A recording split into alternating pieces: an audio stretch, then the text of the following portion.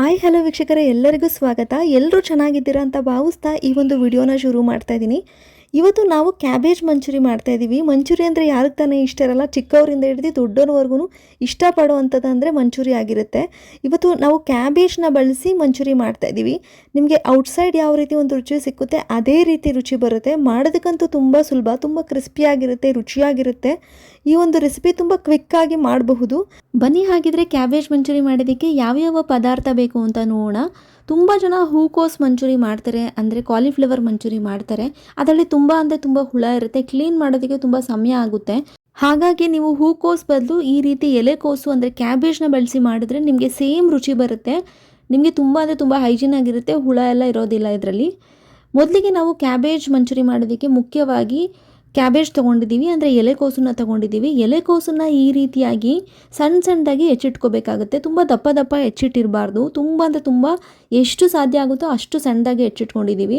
ನಂತರ ಕಾರ್ನ್ಫ್ಲೋರ್ ತೊಗೊಂಡಿದ್ದೀವಿ, ಸ್ವಲ್ಪ ಮೈದಾ ಹಿಟ್ಟು ತೊಗೊಂಡಿದ್ದೀವಿ, ಗರಂ ಮಸಾಲ, ಖಾರದ ಪುಡಿ, ಧನ್ಯ ಪುಡಿ, ಹಾಗೆ ರುಚಿಗೆ ತಕ್ಕಷ್ಟು ಉಪ್ಪನ್ನು ತೊಗೊಂಡಿದ್ದೀವಿ.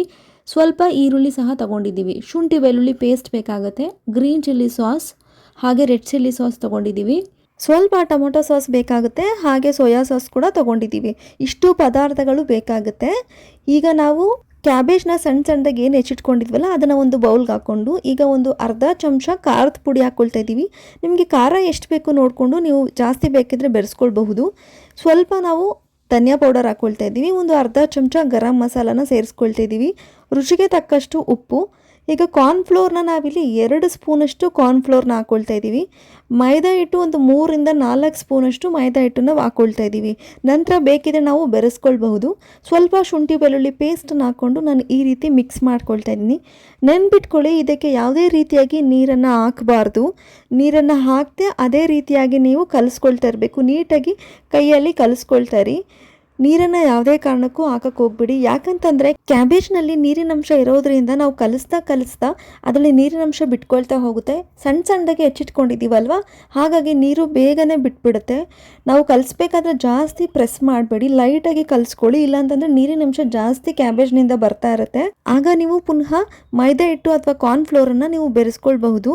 ಕಾರ್ನ್ಫ್ಲೋರ್ ಇಲ್ಲ ಅಂತಂದರೆ ನೀವು ಅಕ್ಕಿ ಹಿಟ್ಟನ್ನು ಸಹ ಬೆರೆಸ್ಕೊಳ್ಬಹುದು. ಈಗ ನಾನು ಒಂದು ಪೇಸ್ಟ್ ರೆಡಿ ಮಾಡಿ ಇಟ್ಕೊಂಡಿದ್ದೀನಿ, ಅದನ್ನು ಹಾಕ್ಕೊಳ್ತಾ ಇದ್ದೀನಿ. ಈ ಪೇಸ್ಟಲ್ಲಿ ಟೊಮೊಟೊ, ಶುಂಠಿ, ಬೆಳ್ಳುಳ್ಳಿ ಹಾಗೆ ಹಸಿಮೆಣಸಿನ್ಕಾಯಿನ ಹಾಕಿ ಪೇಸ್ಟ್ ಮಾಡಿ ಇಟ್ಕೊಂಡಿದ್ದೀನಿ. ಈ ರೀತಿಯಾಗಿ ಪೇಸ್ಟ್ ಮಾಡಿ ಹಾಕೋದ್ರಿಂದ ರುಚಿ ಸ್ವಲ್ಪ ಹೆಚ್ಚಾಗುತ್ತೆ. ಹಾಗಾಗಿ ನಾನು ಯಾವಾಗಲೂ ಈ ರೀತಿಯಾಗಿ ಪೇಸ್ಟ್ ಮಾಡಿ ಹಾಕ್ತೀನಿ. ಈಗ ನಾವೇನು ಕಲಸಿಟ್ಕೊಂಡಿದ್ವಿ ಅದರದ್ದು ಹದ ಚೆಕ್ ಮಾಡ್ತಾ ಇದ್ದೀನಿ. ನಾವು ಎಣ್ಣೆನಲ್ಲೇ ಇದನ್ನು ಬಿಡಬೇಕಾಗುತ್ತೆ, ಅಂದರೆ ಡ್ರೈ ಮಂಚೂರಿ ಮಾಡ್ಕೊಳ್ಬೇಕಾಗುತ್ತೆ ಫಸ್ಟು. ಹಾಗಾಗಿ ಇದ್ರದ್ದು ಹದ ಸರಿ ಇದೆ ನೋಡ್ಕೊಳ್ತಾ ಇದ್ದೀನಿ. ಸ್ವಲ್ಪ ನೀರಿನಂಶ ಜಾಸ್ತಿ ಇದೆ, ನೀಟಾಗಿ ಬರ್ತಾ ಇಲ್ಲ ಅಂತಂದರೆ ನಾವು ಸ್ವಲ್ಪ ಪುನಃ ಅಕ್ಕಿ ಹಿಟ್ಟು ಅಥವಾ ಮೈದಾ ಹಿಟ್ಟು, ಕಾರ್ನ್ಫ್ಲೋರ್ ಹಾಕೋಬಹುದು. ಇಲ್ಲ ಹದ ಕರೆಕ್ಟಾಗಿದೆ, ಕನ್ಸಿಸ್ಟೆನ್ಸಿ ಕರೆಕ್ಟಾಗಿದೆ ಅಂತಂದರೆ ಎಣ್ಣೆಯಲ್ಲಿ ನಾವು ಇದನ್ನು ಬಿಡ್ಬೋದು. ಈಗ ನಾನು ಒಂದು ಬಾಣಲಿ ಇಟ್ಟಿದ್ದೀನಿ. ಈ ಪಾತ್ರೆ ಕಾದ ನಂತರ ನಾನು 2 ಬಟ್ಲಷ್ಟು ಎಣ್ಣೆನ ಹಾಕ್ಕೊಳ್ತಾ ಇದ್ದೀನಿ. ಇಷ್ಟು ಎಣ್ಣೆ ಸಾಕಾಗುತ್ತೆ. 2 ಪ್ಲೇಟ್ 3 ಪ್ಲೇಟ್ ಆಗೋಷ್ಟು ಮಂಚೂರಿ ಆಗುತ್ತೆ, ಅದಕ್ಕೆ ಇಷ್ಟು ಎಣ್ಣೆ ಸಾಕಾಗುತ್ತೆ. ಈಗ ನಾವೇನು ಕಲಸಿಟ್ಕೊಂಡಿದ್ವಿ ಅದನ್ನು ಈ ರೀತಿಯಾಗಿ ಚಿಕ್ಕ ಉಂಡೆಗಳನ್ನು ಮಾಡಿಕೊಂಡು ಈ ರೀತಿಯಾಗಿ ಎಣ್ಣೆಯಲ್ಲಿ ಬಿಡಬೇಕಾಗುತ್ತೆ. ಎಣ್ಣೆಯಲ್ಲಿ ಬಿಡಬೇಕಾದ್ರೆ ಹುಷಾರು, ಸಿಡಿಯುತ್ತೆ. ಹಾಗಾಗಿ ನೋಡಿಕೊಂಡು ಬಿಡಬೇಕಾಗುತ್ತೆ. ಬೆರಳನ್ನು ಸ್ವಲ್ಪ ಹಿಂದಕ್ಕೆ ಇಟ್ಕೊಂಡು, ಕೈನ ಸ್ವಲ್ಪ ಹಿಂದಕ್ಕೆ ಇಟ್ಕೊಂಡು ಹುಷಾರಾಗಿ ನೋಡಿಕೊಂಡು ಬಿಡಿ. ಈ ರೀತಿಯಾಗಿ ಸ್ವಲ್ಪನೇ ತಗೊಂಡು ಎಣ್ಣೆಯಲ್ಲಿ ಒಂದೊಂದೇ ಬಿಡ್ತಾ ಹೋಗಬೇಕಾಗುತ್ತೆ.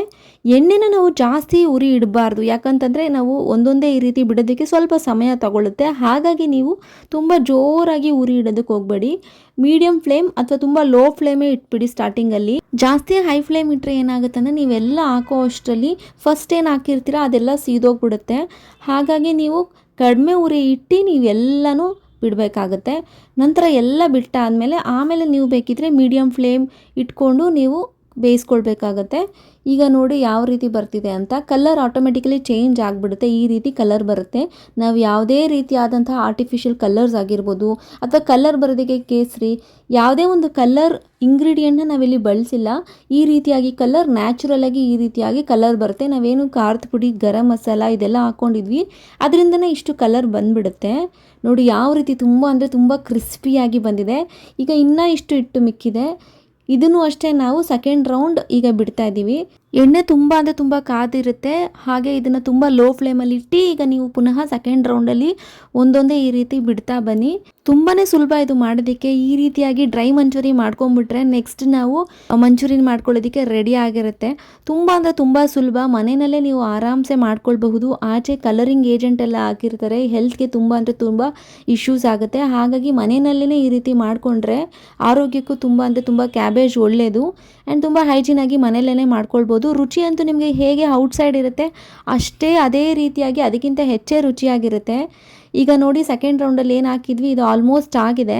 ಇಷ್ಟು ಒಂದು ಕಲರ್ ಬಂದರೆ ಸಾಕಾಗುತ್ತೆ. ಇದು ಬೆಂದಿರುತ್ತೆ, ತುಂಬ ಅಂದರೆ ತುಂಬ ಕ್ರಿಸ್ಪಿಯಾಗಿರುತ್ತೆ. ಈಗ ಡ್ರೈ ಮಂಚೂರಿ ತಿನ್ನೋದೇ ಒಂದು ಟ್ರೆಂಡ್ ಆಗಿದೆ.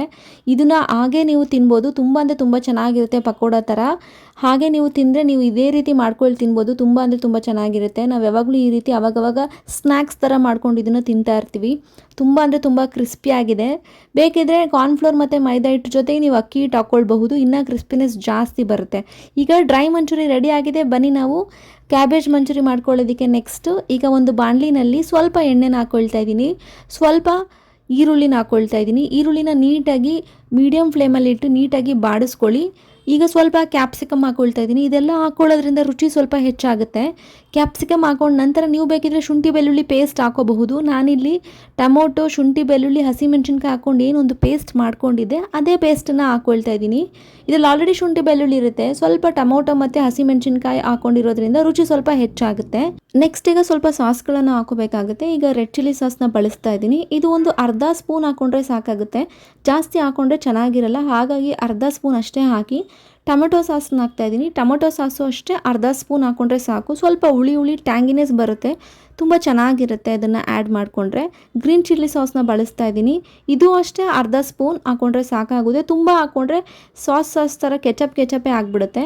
ನಂತರ ಇಲ್ಲಿ ಸೋಯಾ ಸಾಸ್ ಹಾಕ್ತಾಯಿದ್ದೀನಿ. ಇದನ್ನು ಅಷ್ಟೇ ತುಂಬ ಅಂದರೆ ತುಂಬ ಕಡಿಮೆ ಹಾಕೋಬೇಕು. ಇದನ್ನು ಜಾಸ್ತಿ ಹಾಕ್ಕೊಳ್ಳೇಬೇಡಿ, ಅರ್ಧ ಸ್ಪೂನ್ಗಿಂತ ತುಂಬ ಕಡಿಮೆ, 1/4 ಸ್ಪೂನ್ ಹಾಕ್ಕೊಂಡ್ರೆ ಸಾಕಾಗುತ್ತೆ. ಇಷ್ಟನ್ನು ಹಾಕ್ಕೊಂಡು ಸ್ವಲ್ಪ ನೀರನ್ನು ಬೆರೆಸಿ ನಂತರ ಒಂದು ಕಾರ್ನ್ಫ್ಲೋರ್ ಪುಡಿ ಏನಿರುತ್ತೆ ಅದನ್ನು ನೀರಿಗೆ ಹಾಕಿ ಈ ರೀತಿಯಾಗಿ ಒಂದು ಸ್ಲರ್ರಿ ಟೈಪ್ ಮಾಡಿಕೊಂಡು ಈ ರೀತಿ ಹಾಕ್ಕೊಂಡ್ರೆ ತುಂಬ ಅಂದರೆ ತುಂಬ ಥಿಕ್ನೆಸ್ ಇನ್ಕ್ರೀಸ್ ಆಗುತ್ತೆ ಸ್ವಲ್ಪ. ನಂತರ ರುಚಿಗೆ ತಕ್ಕಷ್ಟು ಸ್ವಲ್ಪ ಖಾರದ ಪುಡಿನ ಬೆರೆಸ್ಕೊಂಡು ಹಾಗೆ ಸ್ವಲ್ಪ ಧನಿಯಾ ಪೌಡರ್, ಸ್ವಲ್ಪ ಗರಂ ಮಸಾಲ, ರುಚಿಗೆ ತಕ್ಕಷ್ಟು ಉಪ್ಪನ್ನು ಬೆರೆಸ್ಕೊಂಡು ನೀಟಾಗಿ ಈ ರೀತಿಯಾಗಿ ಮಿಕ್ಸ್ ಮಾಡ್ಕೊಳ್ತಾ ಇದ್ದೀನಿ. ಥಿಕ್ನೆಸ್ ಯಾವ ರೀತಿ ಇನ್ಕ್ರೀಸ್ ಆಗಿದೆ ನೋಡ್ತಾ ಇದ್ದೀರಲ್ಲ. ಈಗ ರೆಡಿ ಮಾಡಿಟ್ಕೊಂಡಿರುವ ಡ್ರೈ ಮಂಚೂರಿನ ಈ ರೀತಿಯಾಗಿ ಹಾಕ್ಕೊಂಡು ನೀಟಾಗಿ ಮಿಕ್ಸ್ ಮಾಡ್ಕೊಳ್ಳಿ. ತುಂಬ ಹುರಿ ಇಡೋದಕ್ಕೆ ಹೋಗ್ಬಿಡಿ, ಮೀಡಿಯಮ್ ಫ್ಲೇಮ್ ಇರಲಿ. ಮೀಡಿಯಮ್ ಫ್ಲೇಮ್ ಇಟ್ಕೊಂಡು ಈ ರೀತಿಯಾಗಿ ನೀಟಾಗಿ ಮಿಕ್ಸ್ ಮಾಡ್ತಾಯಿರಿ.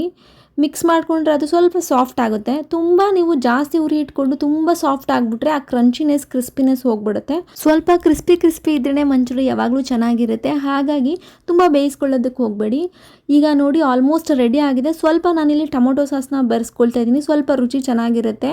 ಹಾಗಾಗಿ ಇದನ್ನು ಇನ್ನೊಂದು ಸ್ವಲ್ಪ ಹಾಕ್ಕೊಳ್ತಾ ಇದ್ದೀನಿ. ನೋಡಿ ಎಷ್ಟು ಚೆನ್ನಾಗಿದೆ. ನಿಮಗೆ ಸೇಮ್ ಔಟ್ಸೈಡ್ ಬರುವಂತಹ ರೀತಿಯ ಮಂಚೂರಿ ಟೇಸ್ಟ್ ಇರುತ್ತೆ. ಇದಾಗಿತ್ತು ಕ್ಯಾಬೇಜ್ ಮಂಚೂರಿ ರೆಸಿಪಿ. ಈಗ ರೆಡಿ ಆಗಿದೆ. ಈಗ ಇದನ್ನು ಒಂದು ಸರ್ವಿಂಗ್ ಬೌಲಲ್ಲಿ ಹಾಕ್ಕೊಳ್ತಾ ಇದ್ದೀನಿ. ಟ್ರಸ್ಟ್ ಮೀ, ತುಂಬ ಅಂದರೆ ತುಂಬ ಚೆನ್ನಾಗಿತ್ತು. ನೀವು ಮನೆಯಲ್ಲಿ ಮಾಡ್ತಿದ್ರೆ ನಿಮಗೆ ಗೊತ್ತಾಗುತ್ತೆ ಎಷ್ಟು ಚೆನ್ನಾಗಿತ್ತು ಅಂತ. ಔಟ್ಸೈಡ್ ಸಿಗೋ ಮಂಚೂರಿಗಿಂತ ಯಾವ ರೀತಿಯಲ್ಲೂ ಇದು ಕಡಿಮೆ ಇಲ್ಲ, ರುಚಿಯಲ್ಲಾಗಲಿ ತುಂಬ ಅಂದರೆ ತುಂಬ ಚೆನ್ನಾಗಿದೆ. ನೀವು ಅಷ್ಟೇ ಕ್ಯಾಬೇಜ್ ಮಂಚೂರಿನ ಟ್ರೈ ಮಾಡಿ ಹೇಗೆ ಬಂತು ಅಂತ ಕಮೆಂಟಲ್ಲಿ ತಿಳಿಸಿ. ಈ ವಿಡಿಯೋ ನಿಮಗೆ ಇಷ್ಟ ಆಗಿರುತ್ತೆ ಅಂತ ಭಾವಿಸ್ತೀನಿ. ಯಾರೆಲ್ಲ ನಮ್ಮ ಚಾನಲ್ ಸಬ್ಸ್ಕ್ರೈಬ್ ಆಗಿಲ್ಲ, ಸಬ್ಸ್ಕ್ರೈಬ್ ಆಗಿ. ಯಾವುದೇ ಒಂದು ವಿಡಿಯೋ ಅಪ್ಲೋಡ್ ಮಾಡಿದಾಗ ನಿಮಗೆ ನೋಟಿಫಿಕೇಶನ್ ಬರುತ್ತೆ. ಮುಂದಿನ ಒಂದು ವಿಡಿಯೋದಲ್ಲಿ ಸಿಗ್ತೀನಿ. ಅಲ್ಲಿವರೆಗೂ ಥ್ಯಾಂಕ್ ಯು ಸೋ ಮಚ್ ವೀಕ್ಷಕರೇ, ಧನ್ಯವಾದಗಳು.